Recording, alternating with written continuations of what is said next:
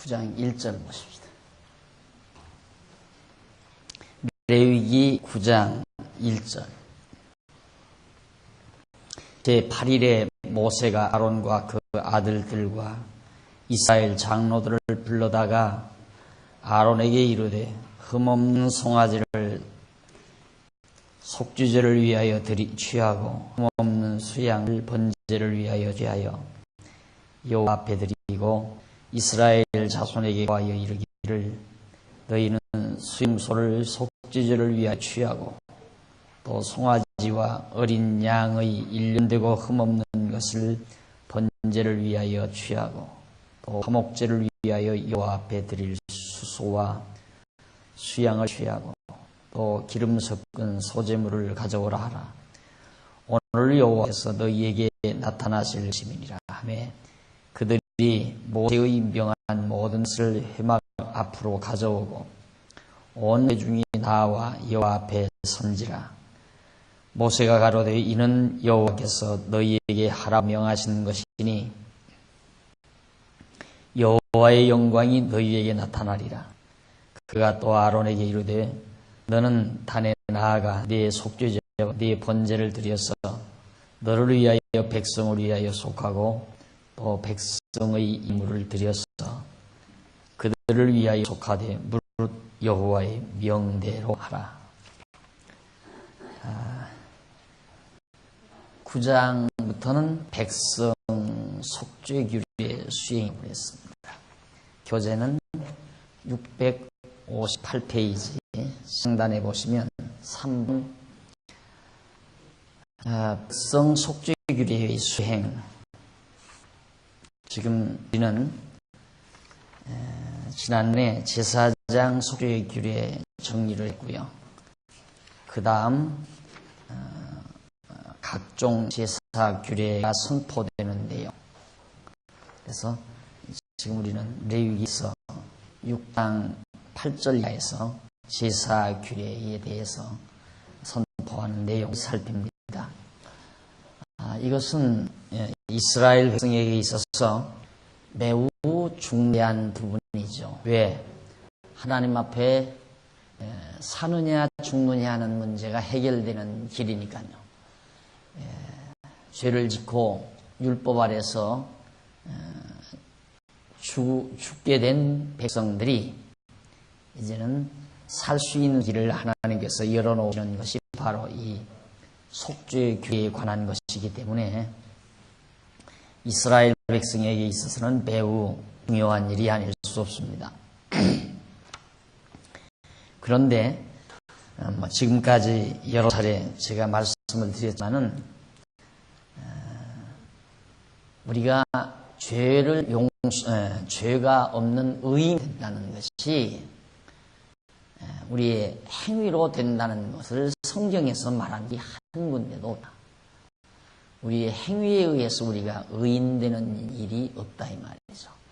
그래서 성경은 어디까지나 우리가 의인이 되는 길은 바로 이 제사 행위, 구약시대는 철저히 제사 행위에 의해서만 의인으로 될 수 있고 거룩한 백성이 될 수 있다.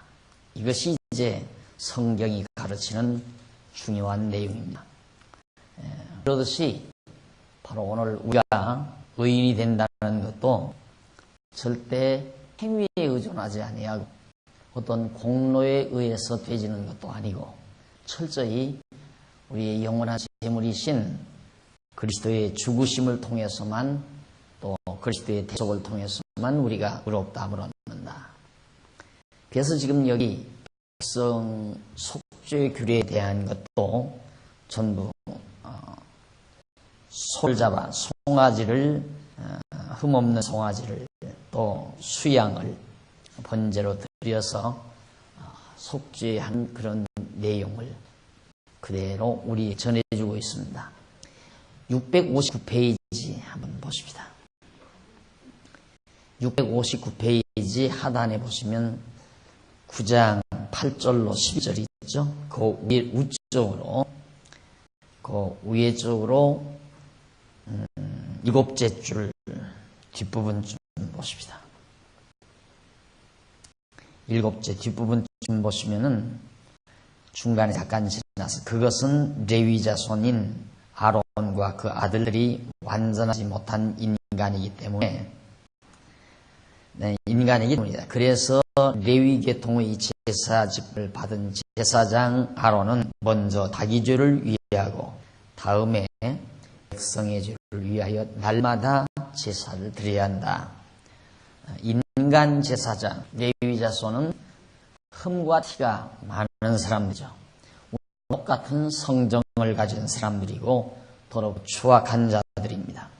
그래서 그들은 자기를 위해서 일단 제사를 드린 다음이라야 바로 백성을 위해서 제사를 드릴 수 있게 되겠다. 그래서 히브리서 기자는 7장 27절에서 히브리서 7장 27절에서 흠과 티가 있는 인간 제사장 레위 자손들은 자기를 위해서 제사드릴 필요가 있었지만은 하나님의 아들 예수 그리스도는 죄가 없으신 분이기 때문에 자기를 위해서 제사드릴 필요가 전혀 없는 분이다. 그러니까 오늘 우리의 제사가 소나 양이나 짐승을 잡아서 드리는 그 제사보다도 우리를 위해서 드리신 속죄 제사가 얼마나 우월한가를 바로 히브리 기자가 밝혀준 바가 있습니다. 우리는 그런 엄청난 은총을 입고 사는 거죠. 구약시대 성도들보다 더. 그러니까 구약시대 성도들은 바라보고 산 거예요. 장차 오셔서 자기들의 죄를 용서해 주실 메시아를 소망하고 바라면서 살았지만은 우리들은 이미 바라고 소망한 예수 그리스도가 다 이룬 상태에서 산다는 것. 이거 얼마나 확실하고 분명합니까? 이 구약의 성도들은 바라보고 살면서도 소망 중에 살면서도 그 모진 시련과 역경, 고통을 다 당했다고 히브리서 기자가 밝히거든요. 아직 이루어지지 않은 상태에서도. 그런데 오늘 이 신약교회 성도들은 이미 완전히 다 이루어진 이런 상태에서 우리가 어찌 그리스도를 위하여 어떤 고난도 참고 견디지 못하겠느냐 하는 뜻에서 히브리서 기자가 밝혀준 바 있습니다. 그래서 사도 바울도 이 복음 때문에 그리스도를 발견하고 나서 한평생 자기를 온전히 복음을 위하여 그리스도를 위하여 던지는 엄청난 삶의 변화를 가져보게 된 겁니다. 그러나 영원한 제사장이 되시는 예수 그리스도께서는 자기를 위하여 제사드릴 필요가 없으며 날마다 드리실 것도 없이 단 한 번의 제사로 택한 자들의 죄를 영원히 속하셨다라는 얘기입니다. 그래서 이제 예수 그리스도에게 있어서 인성과 신성, 예수 그리스도가 인성과 신성을 지니셨다. 이제 신학자들이 되게 생각하고 있는 거거든요. 자, 인성은 어쩔 수 없이 우리 인간이어야 되잖아요. 그렇죠. 우리와 똑같은 인간이어야 되는데 학자들이 생각하기엔 이게 참 불경스러운 거예요. 어떻게 하나님의 아들이 우리와 같은 또 추한 인간이 될 수 있느냐. 그래서 뭔가는 다를 것이다 생각을 해가지고 죄 없는 인간, 죄 없는 육신이죠. 인성. 인간의 속성을 주님이 지니셨는데 죄가 없는 깨끗한 인성이다. 그럼 우리 인간 속에는 깨끗한 인성은 아무도 없잖아요. 그러니까 따지고 보면 학자들이 말하는 대로라면 우리와 다른 인성이에요. 예수님은. 그런데 성경은 그렇게 말을 하지 않고 예수님은 우리와 똑같은 죄의 몸을 입으셨다고 그랬거든요. 죄의 몸을 입으셨다. 그러면 예수님 죄가 있으니까 죄의 몸을 입으면 죄가 있으니까 당신을 위하여 속죄 제사를 드려야 되잖아요. 그렇죠. 레위 자손도 자신을 위하여 속죄 제사를 드린 것처럼 그런데 예수님은 히브리서 기자가 자신을 위하여 속죄제사를 드릴 필요가 없다. 왜? 흠과 티가 없으니까. 그래서 흠과 티가 없다는 이 말에 예수님은 인간이라 우리와는 다른 인간이다. 이렇게 생각하는 거예요. 우리 인간과 하나님이 다 함께 공제하시는. 그러니까 예수는 참 인간이면서 참 신이시다. 이렇게 이 얘기를 해요. 신학에서. 그래서 여러분들이 이제 앞으로 신학원에서 다 공부하시겠지만은 신학원에서 이제 기독론에 대해서 공부를 하게 되면 이제 기독론, 그리스도의 양성에 대해서 두 가지 속성에 대해서 배웁니다. 그러면 인성과 신성에 대해서 배우거든요. 자, 여기 지금 레위기 기자가 구약시대 아론의 자손들은 다 흠과 티가 있어서 자신을 위해서 속죄제사를 드렸다고 그랬는데 예수 그리스도는 드릴 필요가 없다 그 말이에요. 그럼 예수는 죄가 없다 했으니까 똑같이 마리아의 몸에서 태어난 예수인데 그 예수는 아마 우리와 다르게 잉태됐을 것이다. 이렇게 생각을 해야 되잖아요. 그러면 어떤 사람들은 이렇게 생각을 해요. 예수가 처녀 마리아에게서 잉태됐기 때문에 아주 깨끗하게 잉태됐다는 거죠. 마리아에게 잉태됐으니까. 그러니까 아주 정결하게 잉태됐다. 그런데 성경은 말하기를 인간은 죄에서 잉태되고 죄 중에 잉태되고 죄 중에서 태어나서 죄 중에서 산다고 그랬거든요. 그러니까 인간이 잉태될 때부터 죄 가운데 잉태된단 말입니다. 그런데 예수는 처녀의 몸이 잉태됐으니까 죄 가운데 잉태된 것이 아니다라고 말하고 싶겠죠. 그러면 처녀가 아닌 결혼한 사람과 더불어 낳은 아들은 남자의 씨가 들어갔으니까 불결하고 여자 혼자서 잉태한 아이는 처녀라서 깨끗한가? 그럼 무슨 논리가 서지느냐면 처녀는 깨끗하고 결혼한 여자는 불결하다는 얘기가 되고 그러면 결혼한 여자가 왜 불결한가? 남자 때문에 불결하다는 얘기가 되죠. 그렇잖아요. 그러니까 논리가 이상하게 돌아가는 거예요. 이제 이 실학자들이 얘기하는 이대로라면 논리가 괴상망측하게 돌아가요. 그러면 남자는 더럽고 여자는 깨끗하다는 얘기냐? 또 처녀는 깨끗하고 결혼한 여자는 추하다는 얘기냐? 그런데 왜 성경은 결혼하라고 하느냐 이 말이죠. 다 처녀로 살게 해야지. 그러니까 로만 캐토릭에서는 그걸 빙자로 해서 시집가지 말고 장가가지 말아라. 수녀들 또 신부들 그걸 굉장히 내세워요. 그래서 사람들은 또 그거 보고 야 저분은 결혼도 안 한 수녀야. 깨끗한 여자라 이거죠. 그래서 우러러보는 거예요. 또 신부도 장가도 안 갔대. 그러니까 굉장히 우러러 보는 거예요. 그러다 보니까 요즘 큰 문제가 생겼답니다. 신부 지망생이 없대요. 다 장가가고 싶고 시집가고 싶어가지고 수녀 지망생도 없고 신부 지망생도 없고 수업 조절이 안 돼가지고 난리 났다고 그래요. 이제 그러다 보면 이제 교황청에서 장가가라 시집가라 하면 또 가는 거죠. 뭐. 얼마나 우스운 이론입니까? 이게 학자들이 하는 얘기가 다 이런 거예요. 그러니까 이게 해결이 안 나는 거예요. 도대체가. 자 그러면 예수는 흠과 티가 없는 분이기 때문에 자신을 위해서 속죄제사를 드릴 필요가 없다고 그랬는데 예수님은 분명히 우리의 죄의 몸을 입었다고 그랬거든요.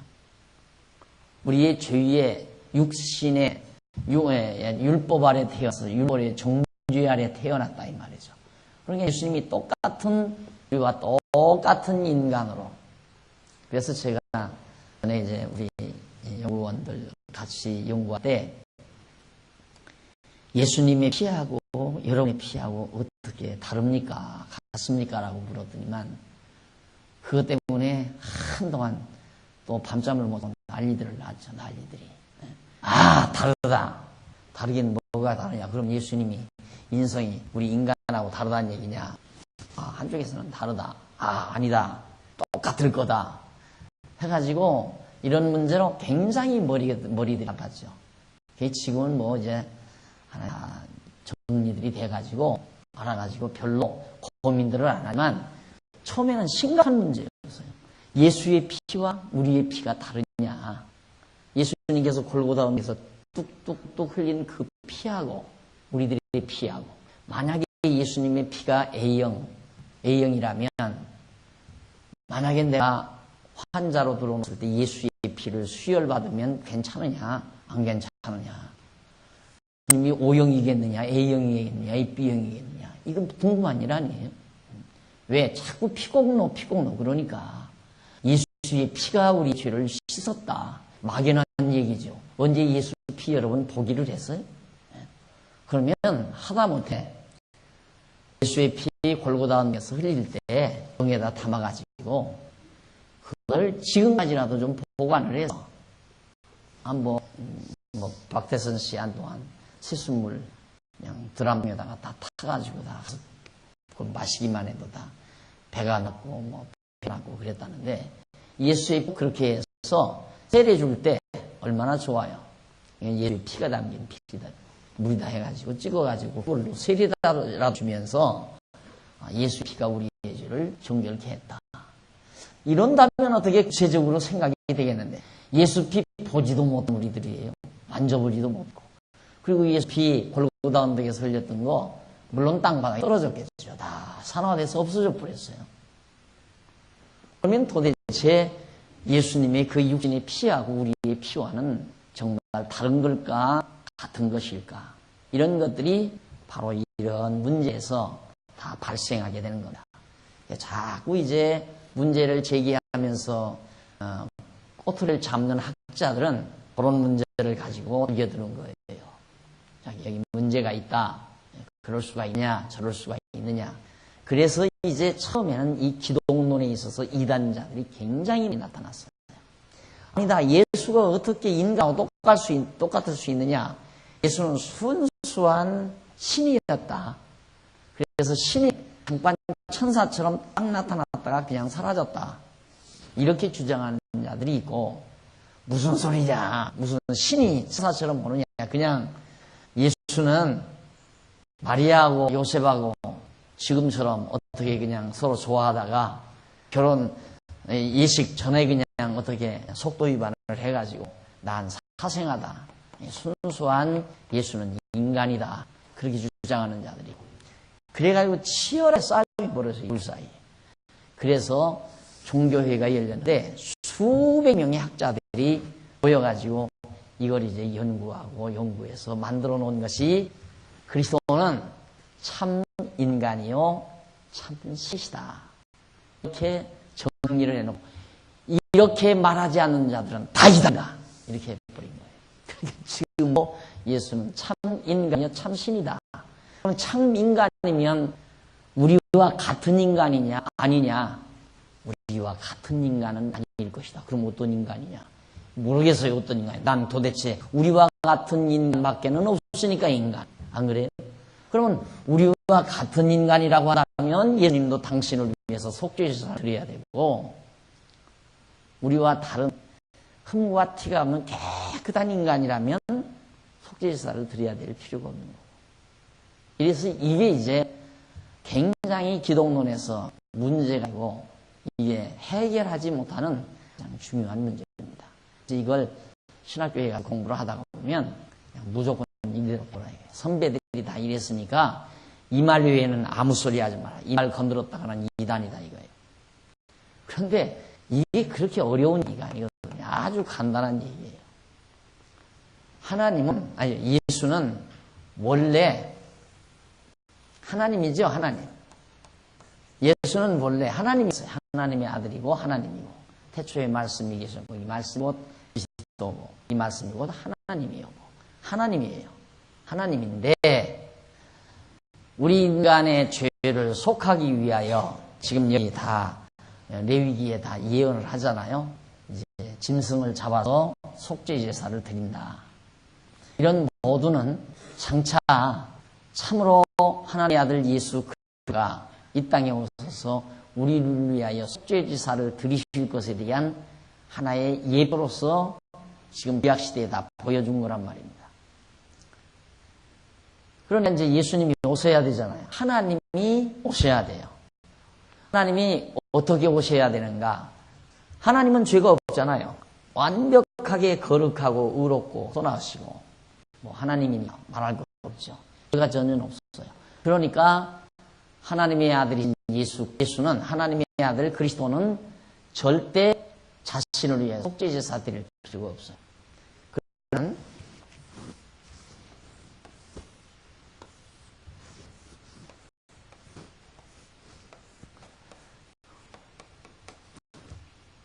제단 백성들이 죄를 지면 이로로 제단 앞으로 짐을 가지고 와서 머리에 안수를 한다고 했어요.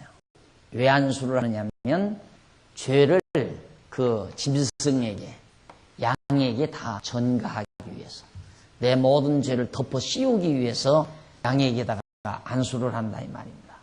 그럼 양은 흠없는 양이래야 된다고 그랬잖아요. 눈이 멀었거나 다리가 절거나 병이 있거나 그러면 안 된단 말입니다. 깨끗하고 정결한 양을 갖다가 인간이 죄인이 끌고 자기의 죄를 양에게다가 다 전가해서 여기서 죽게 만드는 거예요. 이 제단에서. 그것이 흠과 티가 없으신 깨끗한 하나님의 아들 그리스도가 우리 인간의 몸을 인간의 모든 죄를 다 대신 걸머진다. 그 인간의 더러운 죄를 다 덮어 쓰시는 행위가 뭐냐면 바로 인성을 피하시는 거예요. 마리아의 몸에 잉태돼서 인간으로 오시는 거란 말입니다. 그렇게 인간이 되셨다는 것 자체는 우리의 죄성을 입은 거라고 합니다. 아시겠죠? 예수님이 왜 인간이 되셨는가? 우리를 대신해서 죽으시기 위해 내가 죽어야 될 것을 대신 예수님께서 정리하기 위해서는 흠과 티가 없으신 하나님의 아들 그리스도가 죄 있는 우리 인간의 형상을 입으셔야 된다. 이 양에게 죄를 덮어 씌우듯이 하나님의 아들에게도 인간의 몸을 덮어 씌운다. 우리 인간의 죄성을. 그렇게 해서 십자가에서 죽으시게 하는 거예요. 십자가에서. 그래서 예수는 그리스도는 인성과 신성이 두 개가 공존하는 것이 아니라 본래에는 하나님이죠. 영원 전부터 하나님이에요. 그리스도는. 하나님이 우리에게 구속사역을 베풀기 위해서 시간세계 안에서 이 피조세계 안에서 인간의 몸을 입으신 것이다. 사역상의 조금 신학적인 용어로 말을 하자면 사역상 필요 조건에 의해서 취하신 하나의 속성이다. 인성이라고 하는 것. 이 인성은 그리스도의 본성은 아니에요. 본성은 그리스도의 본성은 하나님이에요. 본래. 그냥 영원한 하나님. 하나님이 우리를 구속해 주시기 위하여 구속사역의 한 과정으로 정결한 양에게 죄를 덮어 씌우듯이 의롭고 깨끗하신 하나님의 아들 그리스도에게 우리 인간의 죄성을 덧입혀 놓은 것이 마리아의 몸에 잉태돼서 이 세상에 오신 것이다. 그것이 예수님의 모습이에요. 그래서 예수님은 원래 죄가 없어요. 하나님인데 어떻게 죄가 있어요. 그런데 인성을 취하가 그때는 이제 죄인이 되신 거죠. 우리의 죄 때문에 죄인이신 거예요. 예수님. 우리의 죄성을 입으니까 예수님도 죄인이 돼요. 그러니까 예수님 분명히 마리아의 몸에 출생했던 그 예수님 우리와 똑같은 인간이에요. 그리고 12살 때 부모를 따라 예루살렘에 와서 제사를 드리던 제사를 결례를 하던 그 예수님 우리 12살 때나 비슷한 똑같은 모습이에요. 똑같은 인간이에요. 안 잡수면 배고파요. 그리고 너무 무리하면 피곤하고 물 안 잡수면 목마르고 그분도 여전히 모든 죄성을 우리 인간의 죄성을 그대로 다 체휼하시는 분이에요. 그러니까 예수 그리스도의 죄가 아니라 우리의 죄성을 주님이 다 취하신 거란 말이에요. 그리고 그 죄성을 양을 제단에서 죽이듯이 십자가에서 예수 그리스도를 십자가에 못 박아 죽게 하신 것이다. 그래서 우리의 죄를 영원히 속죄하는 것이다. 그런 뜻입니다. 자, 650페이지 밑에 부분에 본 9장 8절로 11절로 아론이 자기를 위해서 송아지로 속죄제사를 드리는 내용이 나오죠. 자기가 제사장이니까 이제 아론이 여기에 들어가서 제사를 1년에 한 번씩 해야 하거든요. 거룩하지 아니하면 절대 들어가면 죽는다고 그랬잖아요. 아론이 자기를 위해 속죄제사를 드리지 않고 여기를 갔다가는 들어가자마자 그냥 죽어요. 직사한다. 그래서 이제 아론이 자기를 위해 속죄제사를 드린다. 그 다음 660페이지 중간에 보시면 9장 12절부터 14절까지 아론이 번제의 희생을 잡아서 모두 불사르는 내용이죠. 하라는 대로 전부 다 불태워버렸다. 제물. 자기 죄를 위해서 태우는 거죠. 전부 다. 그 다음 661페이지 9장 15절 21절에 보면 아론이 백성을 위해서 속죄제와 각종 제사를 드리는 내용입니다. 일단 제사장인 아론이 자기를 위해서 속죄제사를 드린 다음 그 다음에 이제 백성을 위해서 제사를 드립니다. 정결하니까. 그러니까 거룩한 자만이 제사를 드리는 거예요. 그러니까 아론은 거룩하지 못한데 자기 자신을 위해서 제사 드린 다음 백성을 위해서 드렸지만은 그리스도는 본래부터 거룩하신 분, 거룩하신 하나님이기 때문에 자신을 위해서는 속죄제사를 드릴 필요 없고 바로 우리를 위해서만 속죄제사를 드리는 것이다. 그러니까 하나님의 아들 그리스도의 속죄제사의 출발은 언제부터냐면 마리아의 몸에 잉태될 때부터예요. 그 마리아의 몸에 잉태될 때가 바로 죄성을 죄인이 양의 머리에 안수하는 그 순간이랍니다. 죄성이 잉태되잖아요. 죄인의 죄가 양에게 잉태되는 것처럼 죄 없으신 하나님의 아들 그리스도에게 마리아의 몸에 잉태될 때부터 벌써 죄가 다 인간의 죄가 그거 다 전가되는 거란 말이다. 그래서 예수님은 죄된 인간의 몸을 입고 죄의 종의 모습을 취하고 오신 거예요. 한 군데 확인해 드리고 넘어갈게요. 빌립보서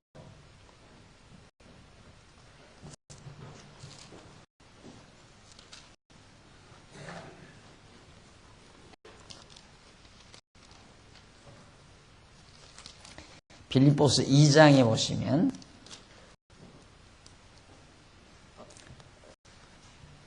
2장 5절부터 보십시다. 빌립보서 2장 5절 너희 안에 이 마음을 품으라고 그리스도 예수의 마음이니 그는 근본 하나님 본체시나 하나님과 동등됨을 취할 것으로 여기지 아니하시고 근본 하나님이었어요. 그렇죠? 근본 하나님이었다. 예수 그리스도는 하나님인데 그런데 하나님과 동등됨을 취할 것으로 여기지 아니하시고 오히려 자기를 비어 종의 형체를 가져 사람들과 같이 되었다. 이게 종의 형체예요. 인성, 인간의 죄성을 그대로 한 죄의 종을 말하는 거죠. 인간의 죄의 속성을 그대로 예수님께서 취하시고 사람들과 같이 되었고 사람들의 모양으로 나타나셨음에 자기를 낮추시고 죽기까지 복종하셨으니 십자가에 죽으심이라. 자, 이미 인간의 몸을 입고 죄성을 입고 이 세상에 오셔서 십자가에 죽기까지 다 복종하셨다. 우리의 죄를 위해서. 그러니까 예수님의 인성은 우리와 똑같은 하나도 다름없는. 그래서 예수의 속죄사역은 십자가에 매달릴 때부터 시작되는 것이 아니라 마리아의 몸에 잉태될 때부터 출발을 하는 거예요. 그 잉태 자체가 우리의 죄성을 그에게 전가되는 능가하는 행위가. 근데 보통은 되게 예수의 공생애에서 30살 돼가지고 그때 이제 나타나서서 거리에 나타나서 이제 증거를 하고 회개하라 천국이 가까웠다라고 외칠 때 그때부터가 무슨 예수의 구속 사역이니 예수의 사역이 이렇게 말하지만 말하는 분이 많지만 그게 아니고 예수는 마리아의 몸에 잉태되는 그 순간부터 구속 사역이 시작인 것이다. 속죄 제사가 언제부터 시작이 되는가? 죄지은 죄인이 양을 잡아가지고 제단 곁에 와서 안수할 때부터 시작이 돼요. 죄를 양에게 더 씌울 때부터 속죄 제사의 이 절차가 시작이 되는 거랍니다. 마찬가지로 우리의 속죄 제사의 절차도 예수님께서 마리아의 몸에 잉태될 때부터 출발이 되는 거다.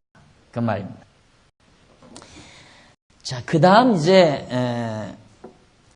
9장 12절로부터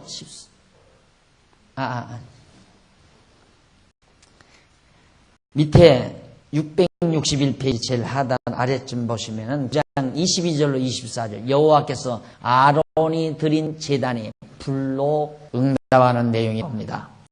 아론이 백성을 위하여 손을 들어 축복함으로 속죄제와 번제와 화목제를 피라고 내오니라. 모세와 아론이 회막에 들어갔다가 나와서 백성에게 축복하며 여호와의 영광이 온 백성에게 나타나며 불이 여호와 앞에서 나와 단 이의 번제물과 기름을 사른지라. 온 백성이 이를 보고 소리 지르며 엎드렸더라. 결국 하나님께서 백성들이 보는 앞에서 이 제단의 모든 제물을 불로 확 살라 없어지게 만들었습니다. 그걸 본 백성들이 얼마나 놀라겠어요. 와, 정말 애굽 땅 종되었던 집에서 인도하여 계신 여호와 하나님이 살아계시구나. 이걸 현장에서 눈으로 볼 수 있으니까. 그럼 우리들은 또 그럴 거예요. 우리들도 야, 정말 지금도 우리도 하나님 여호와 살아계시다는 거 확실히 믿게. 박 목사가 염소 한 마리 잡아서 이 마당에서 이렇게 당장 놓고 이렇게 놓으면 불이 와서 확 한 번만 살라보면 나는 평생 절대 의심 안 하고 하나님 믿겠다. 이렇게 혹시 생각할 사람이 있을지 몰라요. 그런데 나는 그보다도 더 놀라운 사건이 뭐냐면 예수님께서 십자가 연팍에 죽으셨는데 3일 만에 다시 부활했다고 하는 것은 재물이 불로 사라졌다는 것보다도 더 엄청난 확증 사건이란 말입니다. 엄청난 확증 사건. 그러니까 하나님께서는 이 당시에 이스라엘 백성들에게는 이런 모형적으로 그리고 아주 유치하게 이런 방법으로 해서 하나님 살아심을 가르쳐줬지만은 오늘 우리에게는 더 위대한 방법으로 하나님이 인간이 되셔서 십자가에와 못 박혀 죽으신다면 3일 만에 부활하심으로 또 그냥 그대로 한 것이 아니라 오래전부터 그렇게 되어질 걸 언약하시고 언약대로 말씀대로 살으시고 말씀대로 죽으시고 말씀대로 살으시는 놀라운 사건을 통하여 하나님 여호와가 살아계심을 우리에게 잘 보여주고 있는 것입니다. 그래서 662페이지 밑에서부터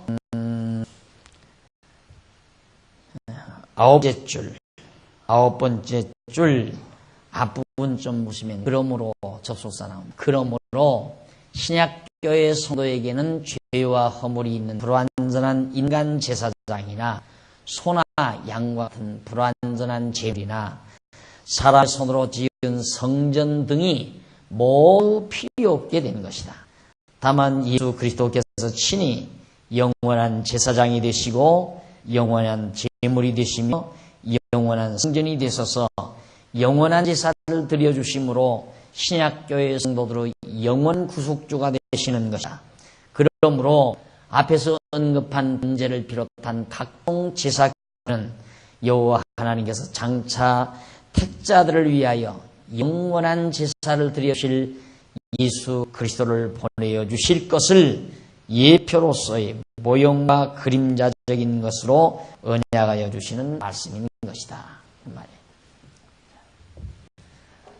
그동안 해왔지만 이건 성막 아니에요. 성전.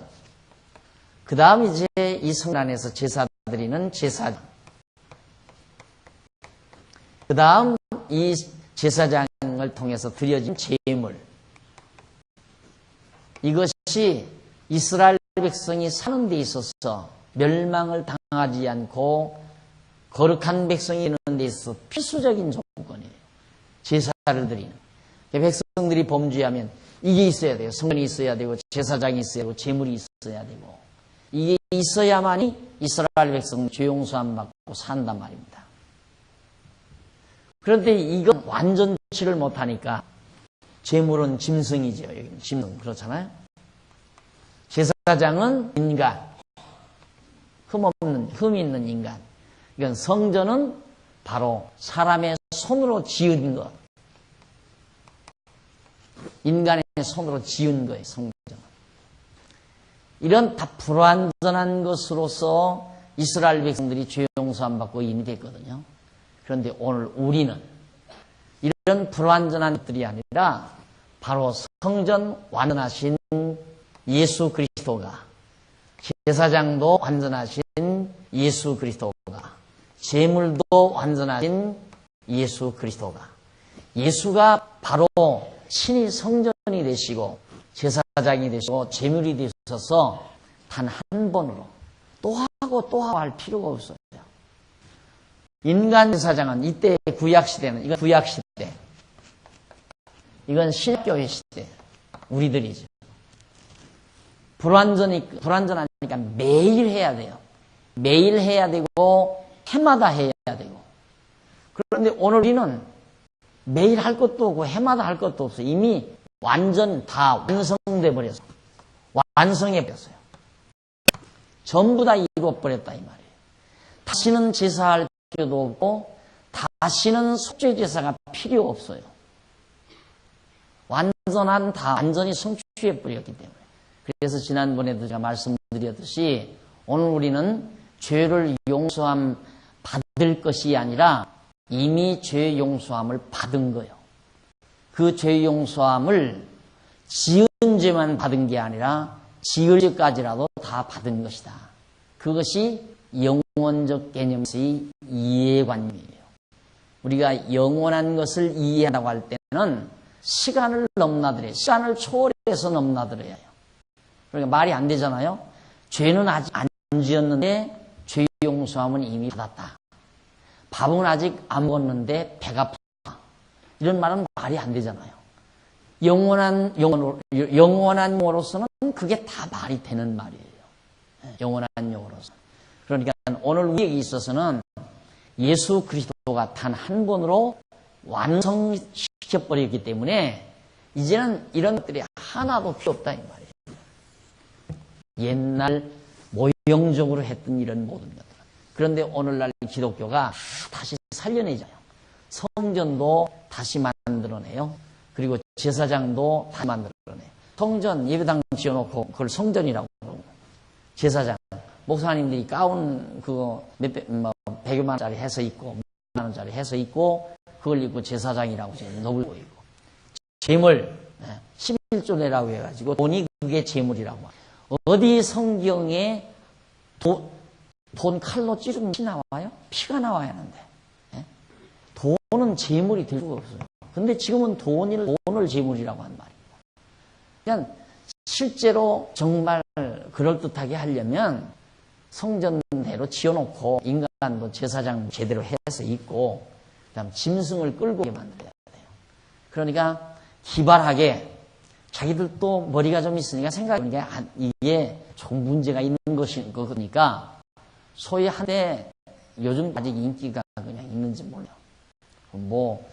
여기 청계천에서 거지 생활하다가 이렇게 가서 요즘 하는 분이 있어요. 그분이 저 시골에 가서 했다는데 그분이 이 성경에 나온 대로 규격을 따서 성전을 지었대요.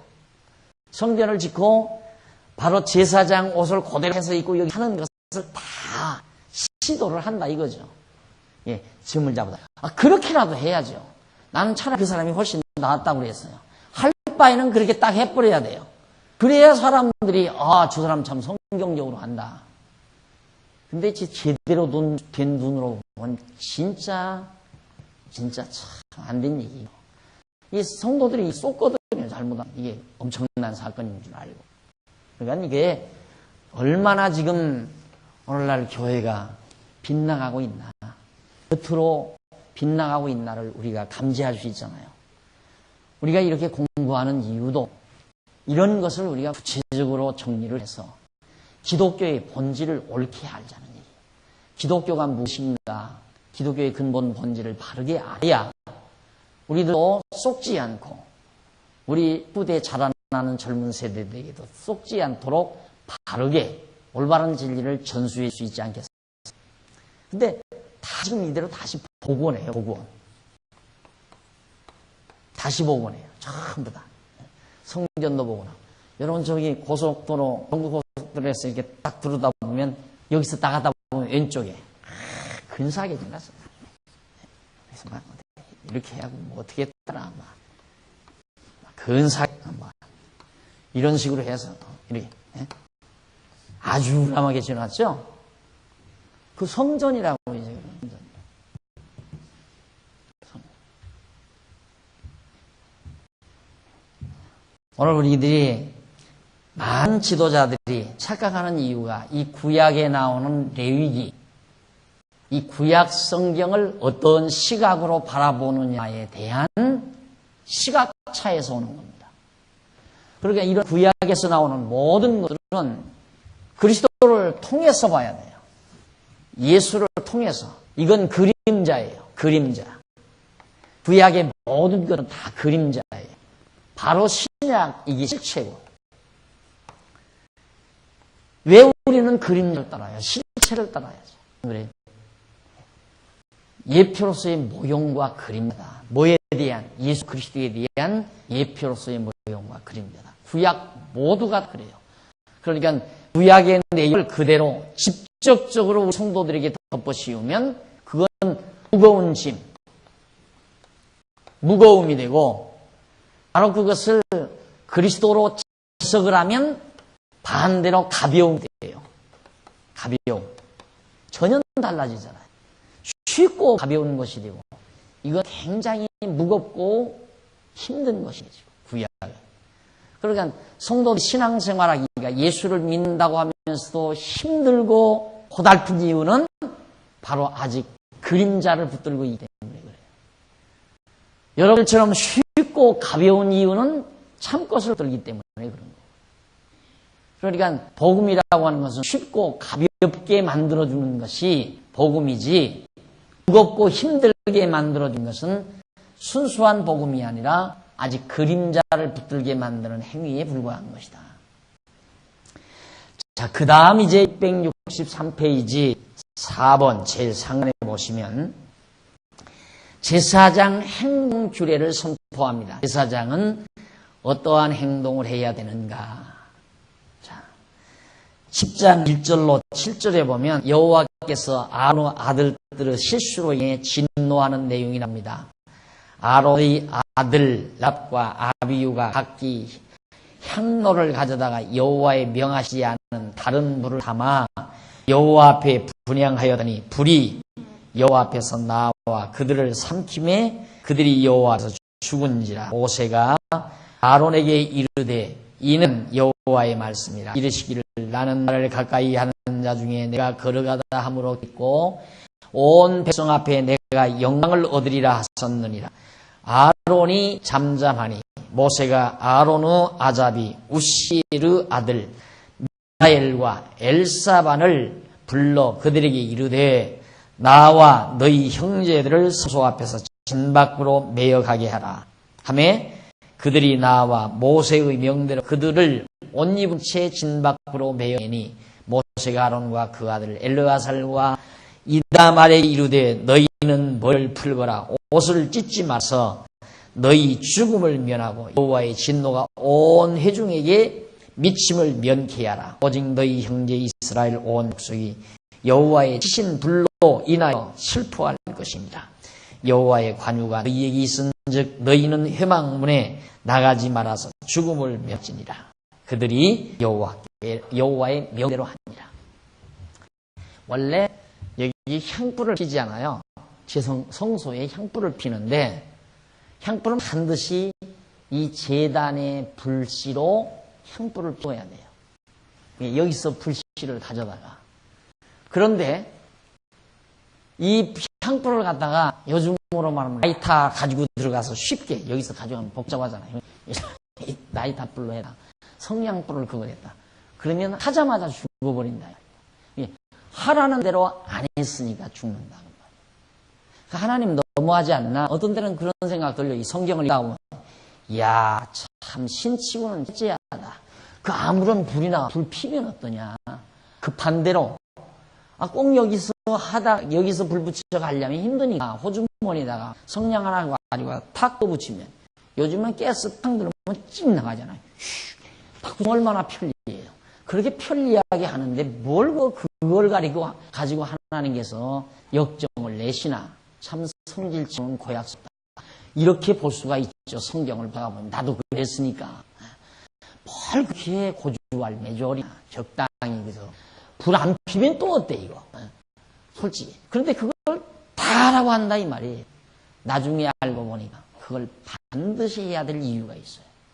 이유는 뭐냐면 이대로 하라는 대로 안 하게 되면 적당 넘어가다가 나중에는 다 잃어버리는 거예요. 다. 완전히 다 잃어버리고 그러면 어떻게 하는가? 다른 이방민족들이 옆에서 하는 것 따라서 저 사람들은 돌로 단 만들어 놓고 하네. 그 사람 돌로 단 만들어 놓고 제사를 드리고 저기에 보니까 나무로 단을 만들어서 하고 있다는 거 나무로 만들고 저기에 보니까 흙으로 단을 만들어서 하더라. 이런 것 저런 걸 다 봐가지고 이것도 아니고 저것도 아닌 자기들 마음대로 제단도 만들고 짐승도 아무나 갖다 드리고 그러다 보면 하나님 여호와를 언제 가려요? 할 길이 없잖아요. 그러면 주변 이스라엘 백성들은 이렇게 꼭 해야 되는데 꼭 해야 돼요. 이대로 하라는 대로. 그런데 옆에서는 이런 집도 없이 돌멩이로 이렇게 제단을 사놓고 이웃에다가 장작 놓고 돼지 잡아서 제사를 한다 이 말이에요. 저쪽 나라는. 이쪽 나라는 흙으로 이렇게 단을 쌓고 이후에다가 장작 놓고 코끼리도 잡아서 제사하고 또 무슨 호랑이 멧돼지도 잡아서 제사하고 이러고 한다 이 말입니다. 그러면 아이들이 자라나면서 아버지 우리는 왜 꼭 여기 와서 해야 됩니까? 거기 먼 데까지 갈 것 없이 우리 앞마당에다가 이 사람들처럼 이렇게 하고 그냥 제사를 합시다. 그럴 때 아버지는 아니다 이놈 거기를 꼭 가야 된다. 거기를 왜 꼭 가야 돼요? 그 안에 지성소가 있는데 그 안에 지성소에는 여호와의 이름이 거기 보관되어 있다. 여호와가 누군데요? 여호와는 과거 우리 조상들을 애굽 땅 종되었던 집에서 인도하여 낸 자다. 그리고 우리의 아브라함과 이삭과 야곱에게 언약을 세우시고 그 언약대로 우리를 애굽 땅 종되었던 집에서 인도해서 오늘 우리가 이렇게 편안히 살게 해주신 여호와 그분이 거기 계시다.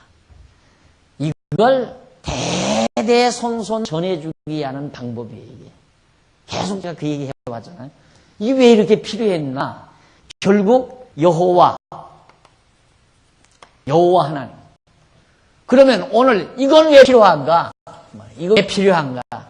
예수를 왜 그리스도로 믿어야 되는가? 그것도 간단해. 여호와 하나님 잊어버리지 않으시려. 여호와 하나님께서 말씀하신 대로 죽으시고 말씀하신 대로 부활하시고 말씀하신 대로 잉태하시고 말씀하신 대로 출생하시고 말씀하신 대로 성장하시고 말씀하신 대로 서가시고 말씀대로 죽으시고 말씀대로 부활하시고 말씀대로 승천하셔서 정말 하나님은 말씀대로 이루시는 여호와이심을 깨닫게 하려고 예수를 이 세상에 보내서 이 모든 것들을 완벽하게 이루심으로 우리가 쉽고 가벼운 짐을 지고 여호와 하나님 깨달아 경유하며 섬기게 하는 것이다. 얼마나 간단해요. 쉽고 아주 간단하죠. 이것이 바로 레위서가 우리에게 주는 중요한 메시지입니다. 자, 그러면 여호와 아들들의 실수로 인해서 지금 여기서 등불을 갖다가 잘못 갖다가 켜니까 죽어버렸어요. 아론의 아들들이 불을 여기서 붙여야 하는데 다른 불을 갖다가 붙여가지고 그냥 죽었단 말입니다. 제사장 옷을 입고 죽었어요. 죽으리가 끌어내야 할 거 아니에요. 끌어냈어요. 끌어내는데 지난번 우리가 봤듯이 여기서 재를 긁어낼 때도 제단에 늘 매일 예물을 드리니까 재가 많이 나오잖아요. 재를 담아다가 바깥에 골짜기에다가 재를 버리는 곳이 있어요. 거기 나갈 때는 이 문발 나갈 때는 반드시 옷을 갈아입고 나가야 돼요. 제사장복은 반드시 이 안에서만 입지 이 밖으로 나가면 안 된단 말입니다. 그러니까 나갈 때는 옷을 갈아입어야 되는데 시신을 메고 쭉 나가고 있어요. 지금 그냥 엉겁결에 이 밖으로 나가다가는 또 죽으니까 그걸 경계해서 나가지 말아라. 이 성 밖을 나가지 말라. 그걸 당부하는 내용이 바로 여기 7절까지 소개되고 있는 겁니다. 그 다음 우리 좀 뒤에 664페이지에 넘어가서 밑에 성경 10장 8절로 11절 우쪽으로요. 위에 쪽으로 여섯째 줄 중간 한번 보십시다. 여섯째 줄 중간이면 그것은 그러니까 성막 밖으로 나가지 못하게 한 것은 거룩하게 구별된 제사장은 거룩한 회막 안에 있어야 하기 때문이며 그들은 회막을 떠면 죽음에 이르게 되는 것이다. 이는 예수 그리스도의 공로를 힘입어 거룩한 제사장이 되는 택함 받은 성도는 영원한 성전이 되시는 예수 그리스도 안에서 떠나지 않고 그 안에서 영원히 살게 될 것에 대한 예표로서의 모형과 그림자라는 일. 그러니까 거룩한 옷을 입은 제사장들은 이 밖을 떠나면 안 된다. 바로 이게 성전 아니죠. 그래서 이걸 뭘 말하는 건가? 뭐에 대한 그림자인가? 오늘 우리들은 왕 같은 제사장이라고 해서 오늘 우리들도 다 제사장이에요. 목사님만이 아니라 우리 성도들 다 제사장이고 예수님은 대제사장이고 대제사장도 되시고 성전도 되시고 예수님이 제물도 되시고 오늘 우리도 역시 제사장이 됐는데 제사장이 이 밖을 떠나면 안 된다. 이 성전을 떠나면 안 되듯이 우리들도 제사장인 우리들도 영원한 성전이 되시는 예수 그리스도를 떠나서는 안 된다. 그리스도 안에서만이 우리가 거룩한 백성으로 살 수 있다는 것. 우리가 그리스도 밖에 벗어지면 거룩한 백성이 먼저 죽어요. 우리 택한 백성들은 그리스도를 떠나면 죽어요. 그리스도 안에 있을 때 거룩한 백성으로 살게 된다는 진리를 우리에게 모형적으로 지금 가르쳐주는 것이 바로 지금 이 부분의 내용의 말씀입니다. 그래서 우리가 그리스도 안에 사는 것 얼마나 정말 소중한 일인가를 알 수 있죠. 그 안에서만이 참 평안이 있고 그리스도 안에서만이 보장을 받고 마치 여러분 그렇게 생각하면 돼요. 봄날에 지금 봄철인데 농촌에 가면 아마 병아리 깨웠을 겁니다. 암탉이 병아리를 10대 마리 결안에서 나오잖아요. 노란 병아리들. 그 병아리들이 제일 안전한 곳이 어디냐면 엄마 달개 품 안입니다.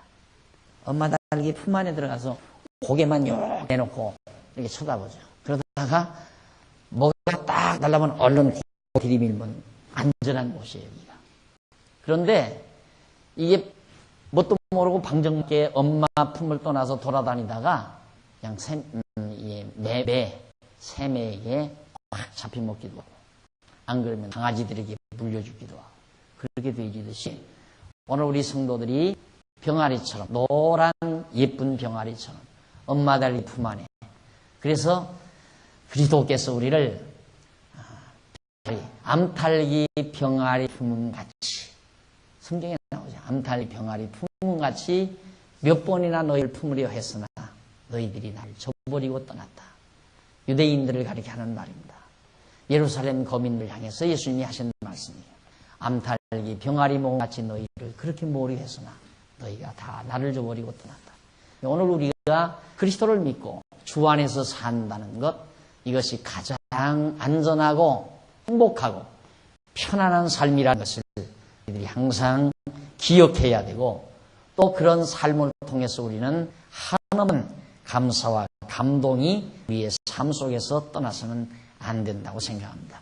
그 다음 8절로 11절로 보면 여호와께서 아론과 그 자손들이 주의할 것을 명합니다. 아론하고 그 자손 뭘 주의해야 되느냐? 여호와께서 아론에게 일러 가라사대 너나 네 자손들이 회막에 들어갈 때에는 포도주나 독주를 마시지 말아서 너희 사망을 면하라. 포도주나 독주를 마시지 말라요. 이는 너희 대대로 영원한 죄라. 그리하여야 왜 포도주나 독주를 못 마시게 했나? 그 이유는 왜냐하면 그리하여야 너희가 거룩하고 속된 것을 분별하며 부정하고 정한 것을 분별하고 또 여호와가 모세로 명한 모든 규례를 이스라엘 손에게 가르치리라. 제사장이 백성들에게 예를 들어서 양을 가지고 왔잖아요. 양을 가지고 와서 이건 속된 양이다. 가만히 보니까 눈 하나가 병신이다. 이건 귀 하나가 병신이다. 이건 하나님이 안 받는다. 이런 걸 잘 분별해서 백성들을 가르쳐줘야 되잖아요. 너 왜 지금 암염소를 가져야 하는데 수염소를 가져왔느냐? 이 번제에는 수염소를 드려야 하는데 수양 드려야 하는데 너 왜 암양을 가져왔느냐? 이걸 다 분별해서 백성들이 잘못한 것을 다 가르쳐가지고 올바른 제사, 즉 하나님 앞에 상달되는 제사를 드려야 되는데 포도주나 독주를 먹고 건화해가지고 가져왔나? 작게 지금 수양을 가져왔는데도 암양 잡아야 하는데 수양 갖다가 그냥 목줄로 잡아서 드린다. 그러면 자기도 죽고 백성도 죽는 거예요. 하나님이 제물을 안 받으면. 그래서 실수하지 못하게. 생각해 보십시오. 박 목사가 지금 오늘 성경 가르치러 나오면서 건하게 한 잔 걸그리고 나와가지고 횡설수설한다 생각해 보십시오. 여러분들이 뭘 하나도 깨닫겠네. 그래서 술과 독주를 마시지 말라는 얘기입니다. 실수하니까. 그래 제사장 절대 그 맛이. 지도자의 총기가, 이 지도자의 총기는 항상 맑아야 된다. 그래서 옳은 것과 그런 것을 잘 분별해야 하고 판단력이 예리해야 되고 확실히 하나님의 말씀에 의해서 정확한 기준을 잡아야 되고 이것이 지도자가 갖추어야 될 가장 중요한 덕목 중에 하나입니다. 지도자가 자꾸 흔들려가지고 자기 감정대로 움직이고 자기 감정대로 결론 내리고 자기 감정대로 행동해버린다면 엉망진창이 되죠. 엉망진창. 옳고 그름을 정확하게 분별해 주기 위해서. 그 다음 이제 10장 12절부터 15절 665페이지 중간 모세가 아론과 아들들이 음식을 먹는 규례, 양식이지요. 양식. 모세가 아론과 그 남은 아들 엘르아살에게와 이다말에게 이르되 여호와께 드린 화제 중 소재의 남은 것은 지극히 거르니 너희는 그것을 취하여 누룩을 넣지 말고 단 곁에서 먹되 이는 여호와의 화제 중 네 음식과 네 아들의 음식인즉 너희는 그것을 거룩한 곳에서 먹으라. 내가 명령을 받았느니라. 흔든 가슴과 든 뒷다리는 너와 네 자녀와 너와 함께 정결한 곳에서 먹을지니 이는 이스라엘 자손 화목제 희생 중에서 네 음식과 네 자손의 음식으로 주신 것임이니라. 그 든 뒷다리와 흔든 가슴으로 화제의 기름과 함께 가져다가 여호와 앞에 흔들어 요제를 삼을지니 이는 여호와의 명대로 너와 네 손의 영원한 것이니라. 제사장들은 이 제물을 여기서 드린 제물을 먹을 때 제물도 밖에 가지고 나와서 먹으면 안 돼. 절대. 이 안에서 그대로 먹으라.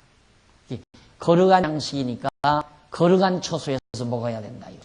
그러니까 이게 거룩과 성과 속에 확실한 한계점이에요. 담장이에요. 이 안은 거룩한 곳이고 이 바깥은 속된 곳이고, 그래서 이 거룩한 곳에서는 이 안에서 거룩한 양식을 먹고 거룩한 자, 거룩한 제사를 드릴 수 있고 그 안에서 행하는 일이 다 거룩한 일이어야 하고, 이것이 바로 제사장들이 또 제사장 아들들이 반드시 주의를 해야 될 중요한 조건이다 하는 얘기입니다.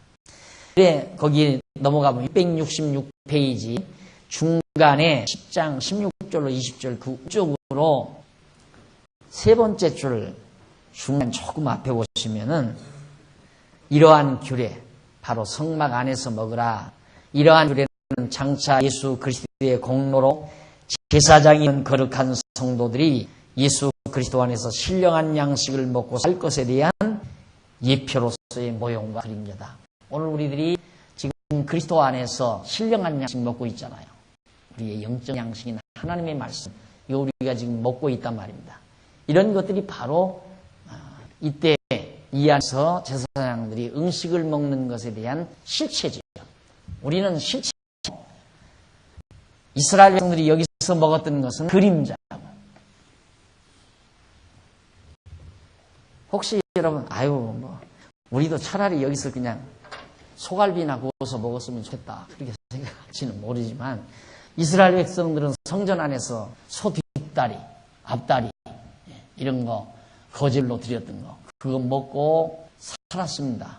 오늘 우리는 바로 신령한 양식, 이것을 그리스도 안에서 우리가 먹고 산다는 것이 바로 그 생활에 대한 실체의 모습이라는 것을 다시 한번 밝혀드립니다. 그 다음 16절로 20절에 보면 모세가 제물을 먹지 않은 아론의 아들들을 책망을 합니다. 제물을 안 먹어도 책망을 받아요. 먹어야 돼요. 생명의 양식을 먹어야 된다 이 말입니다. 거기 읽어보면 모세가 속죄제 드린 염소를 찾은 즉 이미 불살랐느니라. 그가 아론의 남은 아들 엘르아살과 이다말에게 노하여 가로되 이 속죄제 희생은 지극히 거룩하거늘 너희가 어찌하여 거룩한 곳에서 먹지 아니하였느냐. 이는 너희로 회중의 죄를 담당하여 너희를 위하여 여호와 앞에 속하게 하려고 너희에게 주신 것이니라. 그 피를 성소에 들여오지 아니하였으니 그 제육은 너희가 나의 명한 대로 거룩한 곳에서 먹었어야 할 것이니라. 아론이 모세에게 이르되 오늘날 그들이 그 속죄제와 번제를 여호와께 드렸어도 이런 일이 내게 임하였거늘 오늘 내가 속죄 제육을 먹었다면 여호와께 어찌 소리 여기섰으리요. 모세가 그 말을 듣고 좋게 여기니라. 자, 모세는 그 말이에요. 이 피를 제단으로 가지고 가지 않았으니까 이 제물은 너희가 먹어야 되지 않느냐. 그리고 야단을 치니까 그에 대한 답변이 19절. 아론이 모세에게 이르되 오늘 그들이 그 속죄제와 번제를 여호와께 드렸어도 이런 일이 내게 임하였거늘. 여호와께 드렸는데도 결국 엄청난 하나님의 진노가 임했는데 여기서 만약에 그것까지 먹어버렸다면 어떻게 이 자들에게 더 무서운 진노가 임했습니까? 더 많은 진노가. 그러니까 결국 제사는 종합적으로 다 연결해서 드리는 건데 이미 하나님께서 여기 붙일 때부터 불을 붙일 때부터 실수를 해가지고 사람이 죽어나간다 그 말이에요. 그러니까 아론도 겁이 난 거예요. 겁이 나니까 재물 먹고 안 먹고 하는 것도 지금 못하고 가지고 하나님이 진노하시니까. 그런데 저런 진노가 이스라엘 백성에게는 큰 경종이 되죠. 와, 하나님 살아계시다. 하나님은 형상이 없으니까 형상을 보여줄 수가 없잖아요. 형상을 보여주면 자꾸 사람들이 또 형상 만들어 놓고 우상을 섬기니까 안 되고. 그러니까 형상을 볼 수 없는 하나님께서는 하나님을 백성들에게 가르쳐 드리는 방법이 이 방법. 이거예요, 바로. 하나님이 하라는 대로 안 하면 즉각적으로 진노가 임하고 죽음이 나타나고 영광의 구름이 성막 위에 나타나고 이런 것들을 통해서 여호와 하나님께서 살아계심을 백성들에게 보여준 것입니다. 자, 거기 667페이지 위에서부터 7째 줄 중간 조금 못 미쳐서 보면 이와 같은 아론 변명에 모세 감동한 것이다. 이러한 응식에 대한 규례는 영원한 희생제물이 되는 예수 그리스도께서 택함을 받은 성도로 거룩한 생리 양식이 되어 주실 것에 대한 예표임에 틀림이 없죠. 자, 이렇게 해서 그 줄바꾼데 거기 한번 넣으십시다. 바로 이어서 앞에서 언급한 제사장의 임무 수행에 대한 규례는 장차 예수 그리스도께서 온전한 제사장이 되셔서 온전한 제사 드리실 것에 대한 예표의 모형과 그림자이다.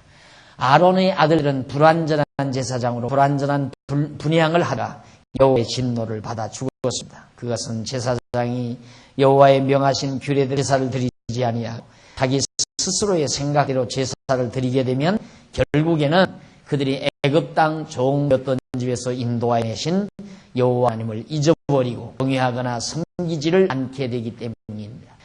여호와 하나님께 드리는 제사는 제사장 스스로의 생각이나 마음대로 드리지 않고 여호와의 명하신 규례대로 드려야만 여호와께서 받으실 뿐만 아니라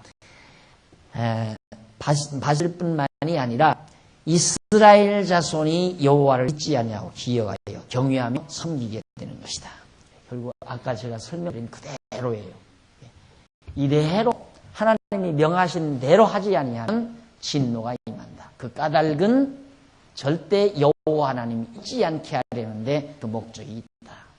그래서 제가 늘 지금 창세기부터 여기까지 공부해 왔지만 어느 부분 하나 여호와 하나님을 기억하고 배우게 하려는 뜻이 없는 내용이 전혀 없었잖아요. 그냥 성경 구약은 아주 간단해요. 공부하고 나면 하나님은 여호와 이것이 주제고 알고 나면 하나님 여호와는 살아계시다. 그게 정확하게 떨어지는 한 가지예요. 이 구약 성경이 우리에게 준 이 방대한 구약 성경은 분량의 이 구약 성경이 우리에게 말하고자 하는 아주 단순한 내용이에요. 하나님 여호와가 살아계시다. 그 말 하나뿐이에요. 그러니 잊지 말고 범사의 그를 인정해라. 범사의 그를 인정해라. 모든 일에 그 여호와를 인정하라. 그러니까 우리의 신앙생활이란 어떤 의식에 참여하는 것도 아니고 어떤 형식을 가진 것도 아니고 가장 중요한 게 뭐냐면 모든 생활에 있어서 하나님 여호와를 인정하는 일이에요. 아침에 일하셨죠. 건강한 몸으로 일어나셨잖아요. 그 순간 여호와 하나님께서 나를 내 생명을 지난 밤에도 건강하게 지켜주셨구나. 이 생각을 하면 1등 신자예요. 신앙생활을 제일 잘하는 사람이에요. 여러분 아침밥 밥상 받고 가끔은 아이 바빠서 그런지 모르지만 밥을 그냥 수저 막 들고 달려서 보여. 그러면 아무개 기도 안 했네. 그러면 깜빡하고 밥을 먹어요. 뭘 하는지 모르죠. 눈을 감고 먹는 거지. 어쨌든 눈을 감고 먹어요. 그걸 왜 해야 돼요? 예수 믿으니까 그렇게 해야 되나? 그거 아니에요.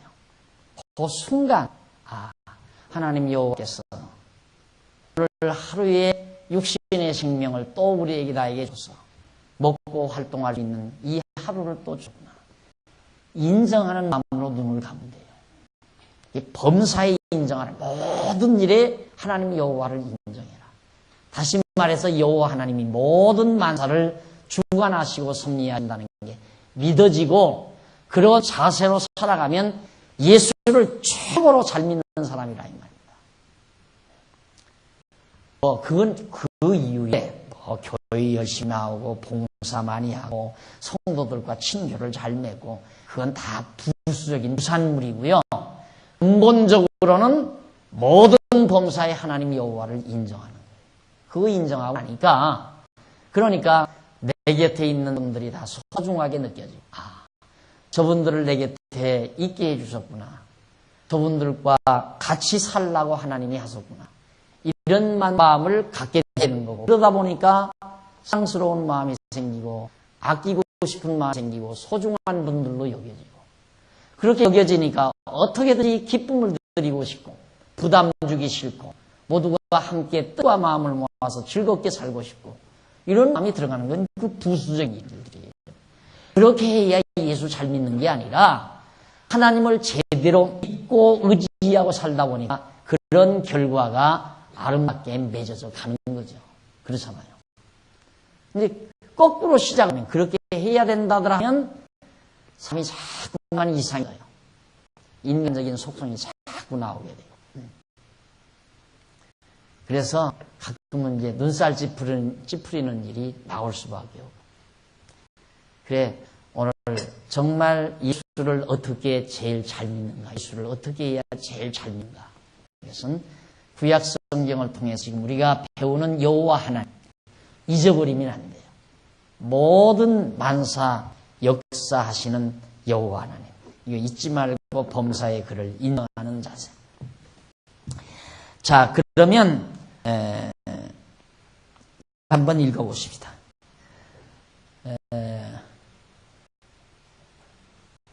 온전한 제사를 드리실 것에 대한 예표로서 유형과 그림자이다. 아론의 아들 불완전한 제사장으로 이제 바로 읽었죠, 제가. 그거 다 읽어드렸죠? 네. 넘어가십시오. 넘어가서 성화규례의 선포입니다. 성화규례. 가장 우리 성도들에게 이 성화, 거룩하게 변화된다고 말이죠. 거룩하게 변화되는 것, 성화된다는 것이 어떠한 것이냐. 이것도 성화된다 하면 오늘 우리들은 자꾸만 뭐부터 생각하느냐면 어제보다는 오늘의 행동이 더 나아져야지. 그리고 내가 좀 더 모든 사람에게 정말 깨끗한 사람으로 보여야지. 이런 쪽으로 이제 일단 생각하는 거예요. 그러면 이제 일단 그렇게 걸려들면 엄청난 스트레스를 받아요. 왜? 그 다음 자기를 막 규제를 해요. 이거 하면 안 돼. 이렇게 하면 안 되지. 보편적으로 그것은 수양하는 사람들, 도덕분자들, 그것은 자기를 자기가 자제해야 돼요. 자기의 의지력으로 자기를 자제해야 돼요. 그래서 막 애를 써야 되고, 그래서 막 안 보려고 해야 되고, 오죽하면 세상을 이 속세를 따라서 산중으로 들어가려고. 그렇게 해서 이제 자기를 깨끗하게 갖고 보려는 것이 소위 도술이거든요. 도술. 술법이란 말입니다. 그러니까 수련이라는 것은 보통 우리는 수련이라는 말 많이 쓰잖아요. 이 수련.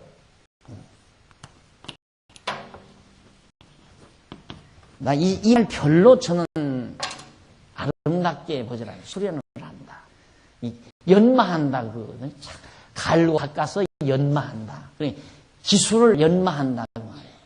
우리 신앙생활은 기술이 아니에요. 연마해서 되는 게 아니에요. 그걸 여러분들이 의중에 두고 요 성화규례에 대한 것을 정리를 하시면 될 겁니다.